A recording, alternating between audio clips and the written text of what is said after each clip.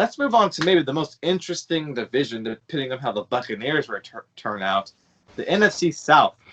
My number one, I think you can agree on with me, Ashton, is the Saints. They may be the best team in the NFL, maybe, but they're in the NFC, so it's a little bit tougher of a division. Sean Payton has to win the Super Bowl this year. He has to. Drew Brees might not be there next year. He might retire. Drew Brees is still one of the best quarterbacks in the NFL. But his problem is he's just a pocket quarterback. That's holding them back some as the NFL changes to a more mobile game. They have all the pieces. Alvin Kamara, stud. Michael Thomas, best receiver in the league by far. They just got Emmanuel Sanders, a second piece that can finally complement Thomas. So the offense is there. Their defense is there.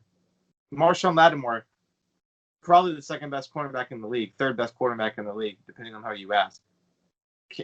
One of the best pass rushes in the league. They're there. The Saints are there. They got to win this year. No question about it. Buccaneers, I have it too. And the Buccaneers need to be careful or they're going to turn into this year's Browns. But I don't think they will because, one, I'm not a huge fan of Bruce Arenas, but at least he's been around the yard more than, let's see, Freddie Kitchens was never around the yard. So at least he's been there and can at least have maturity coming from this team. It's not just a dumpster fire organization of the Browns. So they have a good organization, at least a good coach. As in, he's not going to just have them play a bunch of pickup basketball and say that's, practice or whatever. But you have a guy like Tom Brady, as much as, Father Time's going to catch up to him sooner or later. He's mature. He's experienced. He's a, 5 or 6 time Super Bowl champion. You always cannot count out TB12. They give Rob Gronkowski. They have, I think they have 3 maybe starting caliber running backs with Leonard Fournette, Ronald Jones, and they also have LaShawn McCoy, who used to be, people forget, one of the best running backs in the NFL back when the early 2010s with the Eagles. So he's still there. They have Mike Evans, Chris Godwin. 2 tight ends, like I said, Gronkowski and O.J. Howard. A serviceable O-line. It's not great, but the problem with Jameis Winston wasn't the O-line. It was Jameis Winston last year. Picking up interceptions. Defense that's improving. I like their linebackers. It's improving. It's enough to Speedy bunch. It's enough not to lose the game, and I think their offense has the tools to win games. They go 11-5, make the playoffs at second in the NFC South. Followed by them are the Falcons at another perfect 500. This is a team that has the potential to win 10 games, but also has the ability to win 6. Just it depends on how good Todd Gurley can bounce back in his new home. We don't know for sure if he's going to be back to that top 10 running back that he was just 2-3 years ago. I think he'll be good. He won't be great, but he'll be good. I think their addition of Hayden Hurst is going to be the most underrated move of the offseason. I love Hayden Hurst, and I am a South Carolina Gamecocks fan. Okay, so it's some bias there. But I watched this man play for 2-3 years on our team. He is a monster when he has every single piece you need as a tight end. He's got the hands. He's got the size. He's got the speed. He's got the blocking ability. He has never had a chance in Minnesota.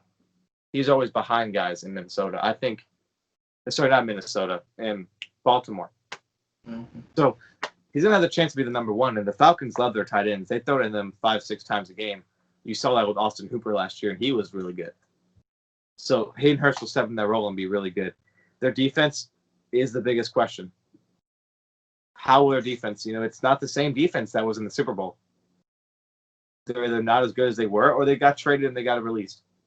They need to step up. I think the Falcons got A.J. Terrell, the cornerback from Clemson. I love him. He's going to be, I think, a stud in the league. But we need to see that defense step up. And moving on from a defense that needs to step up to a defense that needs to retire, and that's the Panthers, who, after Luke Kuechly, is not a team anymore. It's sad that the Panthers don't have a single player from that Super Bowl team left on the team. I think it was 5 years ago. 2015, I think, was when they won the Super Bowl, or 2016, one or the other. They don't have a single team player on that team from the Super Bowl, not even their head coach anymore. And I love Joe Brady, their new offensive coordinator. But Teddy Bridgewater is not the quarterback that's going to change this organization. They are in total tank mode, even if they won't admit it. They're going to go 3-13 at best, and they better hope they get top number 1 pick and get Trevor Lawrence that can change this organization around. You've seen some differences.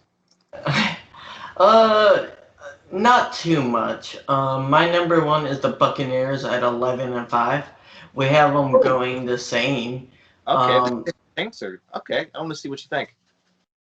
What about Buccaneers? The Saints, but we'll get to that. The Saints I have going 10-6, and really to me the Saints, they're always that team that's good, but they're always good at the wrong moments of the year, and they're always peaking when they don't need to be, and I just don't see it this year for them.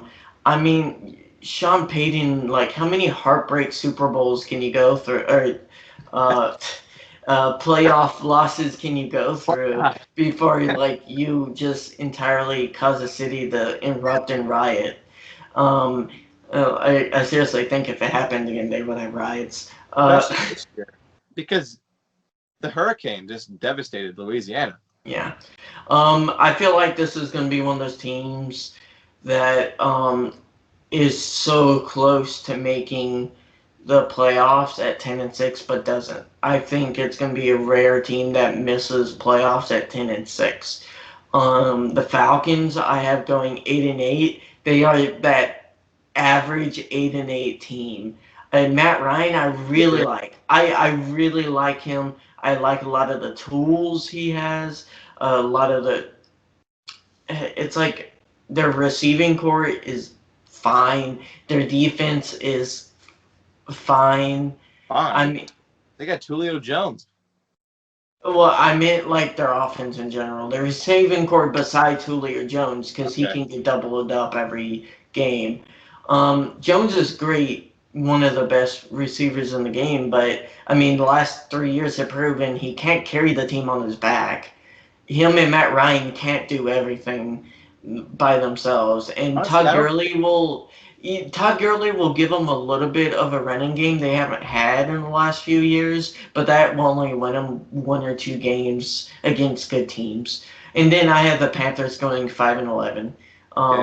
They're that mediocre team that loses those close games, or not close, but they lose by like 10 points.